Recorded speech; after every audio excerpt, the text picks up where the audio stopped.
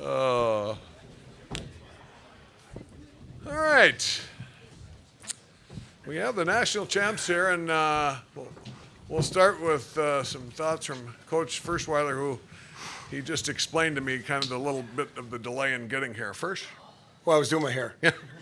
That water bath, can really throw a guy off. But one, I want to congratulate Boston University on a tremendous season in a hard-fought contest. But two, I want to say how proud I am of this team. They stuck together. They believed in themselves from start to finish, not only in the season, this game, but they stayed focused on each game, each individual game, one by one all season. And the leadership we have up here, phenomenal. Great group of young men that cared about each other all year. Couldn't be more proud of them. All right, so we'll take your questions. Players in the back.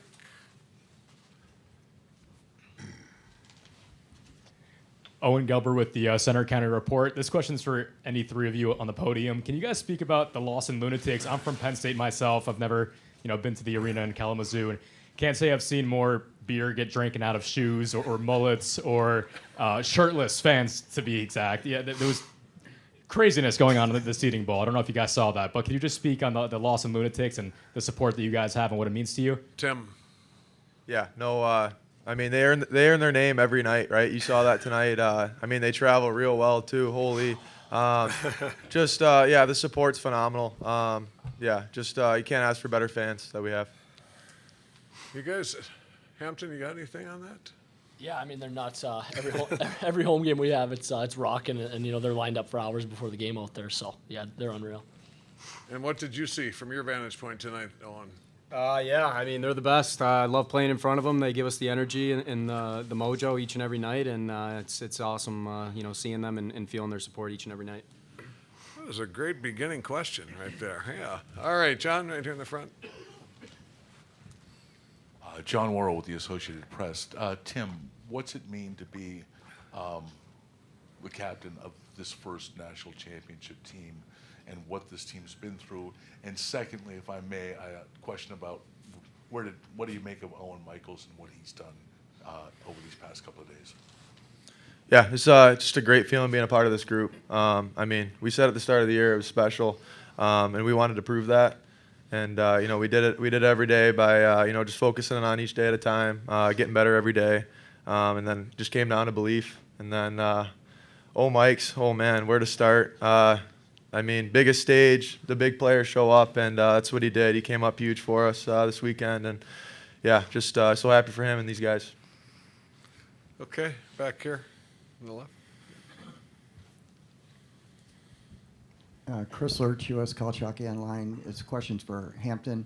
Can you talk a little bit about your journey here? You committing to Northern initially and then coming here with your brother and ending up where you are? Yeah, it's been a crazy last year for sure. I was obviously planning to go to Northern, this year, and with all three coaches leaving there, we were able to open up our recruitment, and we were open to going anywhere and just trying to find the best spot for both of us. And we were lucky that the best spot was at the same spot, and we knew right after the Zoom call with the coaches that we were going to come here, and obviously with the history of the last 3 years making the tourney, we knew we'd have a chance to win, and it's just really special to share this with him, and we're just fortunate to be a part of this team. All right, Adrian. Adrian Dater, Detroit Free Press. Hampton, it's all good now. You're a champion. You got a net on your head, but almost 4 goals tonight where you had the puck wrapped up. They got 2. Was that one of those nights for you that you've probably never had on goals like that? But how were you feeling, especially on that delay, that challenge on the third goal that could have been their third goal? Yeah, to be honest, that's just hockey. Some nights, you're controlling it well. Some nights, it's kind of bouncing. And the first one is just the guy made a good play. He got a stick on it before he could cover it, and that one in the third, I didn't see the shot. I was just sealed up against the post, and I think our D was in front of me, or maybe their guy didn't even see it, and it just hit me. And to be honest, I didn't know where it went, so I didn't know what the call was going to be. But I knew with the no goal call on the ice that it was probably going to be no goal. That net does look pretty good on you, guys. All right, Joe. Joe Smith with The Athletic. Owen, you scored the empty netter and you race towards the bench and jump into a mega pile there. Like, what's going through your mind then? And can you tell us what you were screaming out there towards the stand? Yeah, I'm not too sure what I was screaming, but that just a ton of emotions, and that goal was not about me one bit. It was about this team and this group and doing something this program's never done. So I just wanted to be with the guys. All right, further questions for the players? We get all right in the back, and then back here, and then we'll come back to you, John. Josh Bartosik, Com Radio. We heard earlier about just the fans in attendance, but there seem to be a lot of alumni too, former players, former coaches. Can any three of you speak on what it meant to have their support and have them travel out here and watch you guys win your first ever national championship? Tim? Yeah, no, they're around us a lot. Those guys support us, tremendously, and they want to be around. And we got a close knit family and a group of alumni here, and just everyone wants to be a part of this, and just a special moment for everyone. Could you guys hear the fans well on the bench? Felt like a home game. Yeah. Yeah, it was pretty festive in there, that's for sure. What else we have? Anything else? All right, John, sorry. John Worrell with the AP for Owen. What do you make of these last 3 days, scoring the overtime, and then how much did you sense that was how pivotal a moment and a goal that was when you made it 4-2 at that point?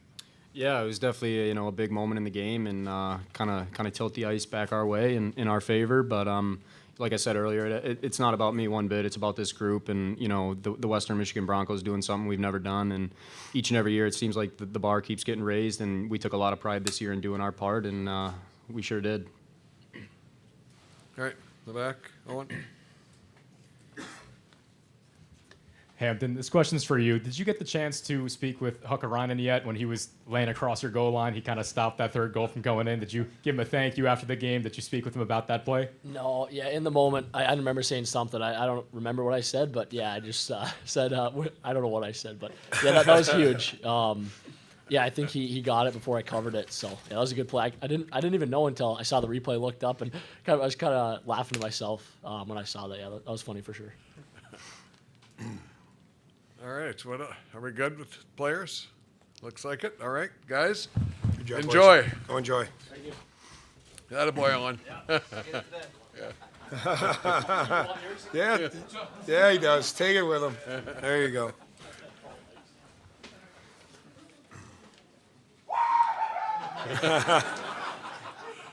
That is just beautiful, isn't it? Oh, perfect. Yeah, perfect. Yeah. Couldn't be any better, Fersch. Questions for Coach Ferschweiler. Okay, Scott in front here. Scott Strandy, College Hockey West. Coach, first of all, congratulations. Second of all, you keep checking boxes. There's no more to check right now, right? How does it feel? Well, it feels great, honestly, and just the pride I feel as an alum and former captain of this program, and to see it reach new heights, and to have this group, especially young men, execute at that level and care about each other at that level is so special. John.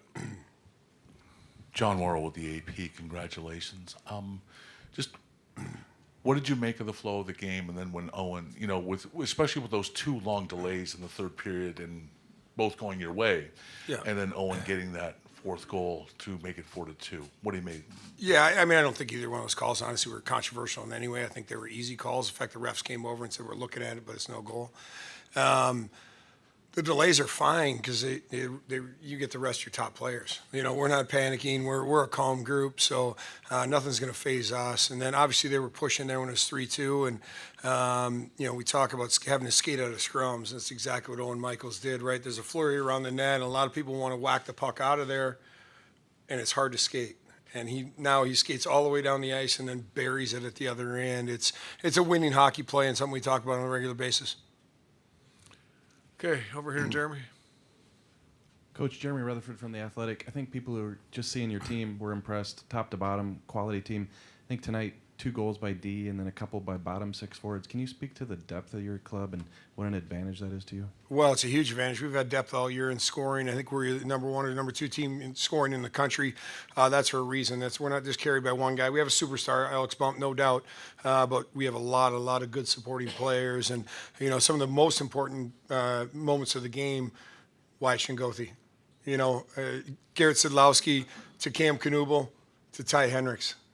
I mean, but we believe in these guys. They believe in each other, and they knew they were going to execute, and they just played Bronco hockey and stuck with it. Again, just happy for that crew. By the way, before I forget, a photographer left their camera on the ice somehow. So if it happens to be yours, you can come and get it afterwards. All right, Adrian, and then Joe.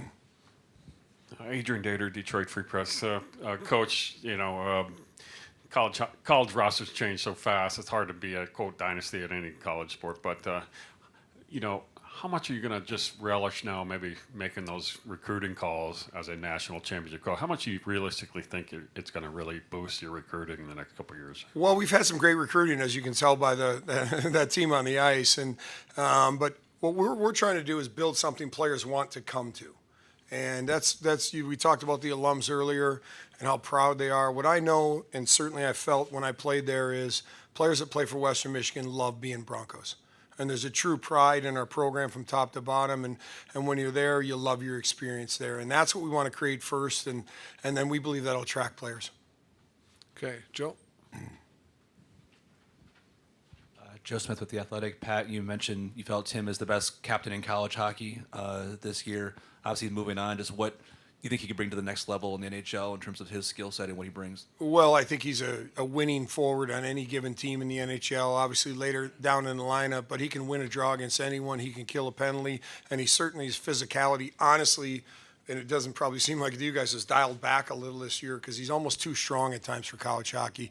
He's 6'3", he's 215 pounds, chisel out of a piece of granite, and at times he's got to control himself so he doesn't just destroy people out there and get penalties. His penalties went way down this year. His offense went way up. He refocused his energy and his compete in a real leadership type of way. All right, Todd in front here. Todd Molesky with USCHO. Pat, I don't know if you ever imagined what the last minute of a national championship game with you on the right end of it would feel like. But if you did, how did this compare? Well, it's a great last minute when you're up 6-2. It's probably a different feeling when you're up 3-2. So we certainly enjoyed it. Our players enjoyed it on the bench, and obviously we got the 4th goal, the 5th goal, and we're trying to calm people down a little bit because there's some game left. With a minute left, we could feel that the championship was ours, and we got to hug it out. Not only is my staff, to me, the best and most supportive staff I could possibly have, but they're also my best friends. So to live it with them and to earn this with them, extremely important. In the back.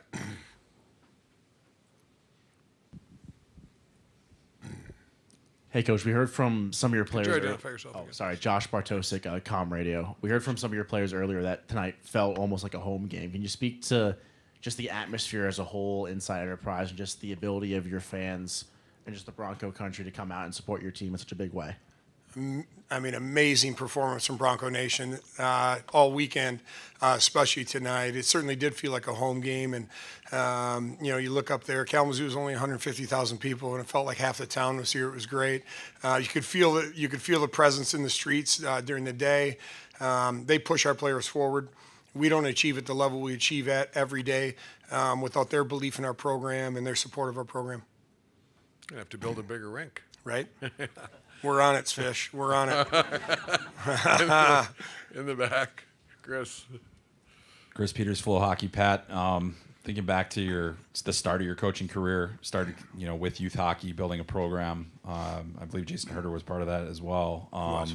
Just in terms of the path to here, I mean, going back to that time, how big of a dream was this for you? Did you think this was possible? And how does it feel now that you've achieved it? Yeah, for those in the room that don't know, I started coaching. I had to create a midget program in Kansas City, or Overland Park, Kansas. So not exactly a hockey hotbed, but we turned it into kind of a national powerhouse. And we did a lot of the principles that we brought here to Western Michigan. And that's players that love hockey, players that want and love to work every day. We believe that work is the secret sauce of success, and we haven't lost that. We're still a blue collar program. We'll continue to be that every single day, knowing that if you outwork the next guy, you can beat him when it matters most. Okay. Back there. Jackie Spiegel, Philadelphia Inquirer. Congratulations. You and Alex Bump had a pretty long hug there on the ice and looked like a conversation. Can you kind of take us through that and just reflect on his season? Well, Alex Bump's a star.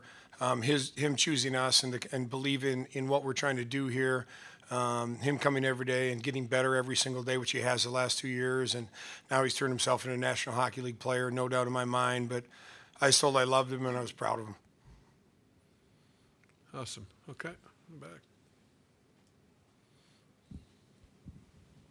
Coach, can you speak a little bit about your relationship? You got to keep introducing yourself. yourself. Yeah, for the trends. Sorry. Josh Bartosik, Com Radio. Can you speak a little bit about your relationship with the athletic director, Dan? You guys almost sort of arrived at Western Michigan around the same time, and I think there was word that he helped fly out some of the fans out tonight. Just to speak to what he's done to help build this program to where it is now.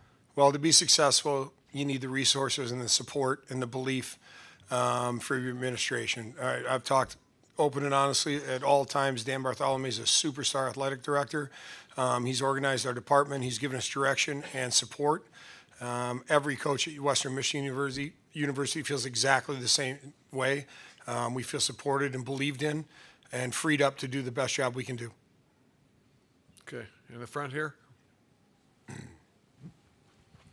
John Worrell with the AP.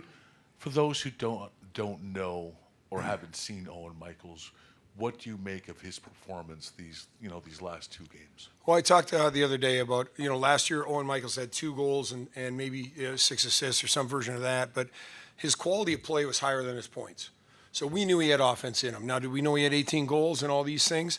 But we also know he's a warrior. He's a future captain of this program, no doubt about it. And the funny thing about warriors is they always show up at the biggest moments. And he showed up at the biggest moment, and there was no doubt in our mind. Okay, Scott, one more here in the front. Scott Strandy, College Hockey News. Let's go into this a little bit because nobody knows about your program. I've been with you a lot, and this year I saw a whole bunch of Bronco fans come out of the woodwork, walking around here, walking around the arena today, listening to the arena today. Did it feel like people now know who Western Michigan is? Well, certainly our fans have known for a while that we're a team that competes, that cares, and tries to represent the Broncos as best as we can every single day. And we're a simple program because I believe simple is repeatable. Repeatable is successful, and that's what we try to do every day. Our guys come to work. They love coming to the rink, and they love each other, and that's a recipe for success anywhere. All right, Fersch. Warm congrats. Have a blast tonight. Thank you. Enjoy. I'll leave mine here.